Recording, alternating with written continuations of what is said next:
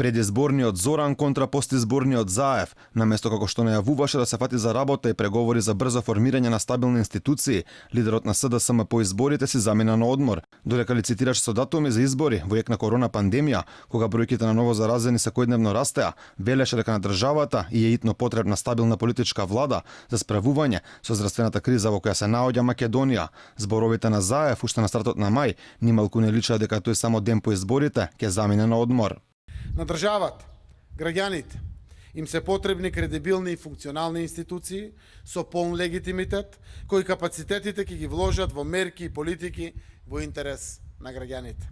По овие зборови на 10 мај, истиот став лидерот на СДСМ го имаше и 2 дена подоцна. Сакам да напоменам дека водењето грижа за здравието на граѓаните и водењето грижа сеопшто за граѓаните е обврска сите институции час поскоро да ги ставиме во функција. А тоа е парламентот и политичка влада која што ќе носи одговорност.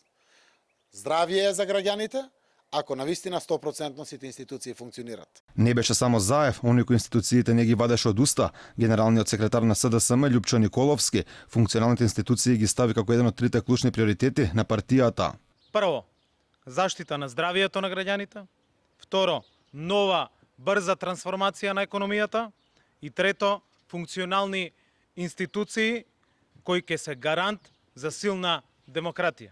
Пресконференција со целосниста содржина 3 дена подоцна имаше и партискиот портпарол Костадин Костадинов.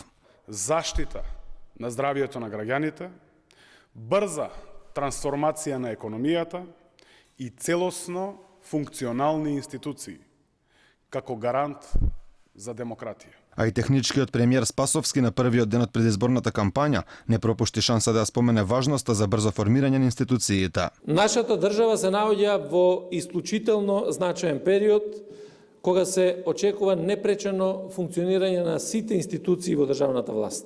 Алфа преку СМС порака лично го праша Заев дали по изборите поважен одморот или брзо составување на политичка влада и стабилни институции.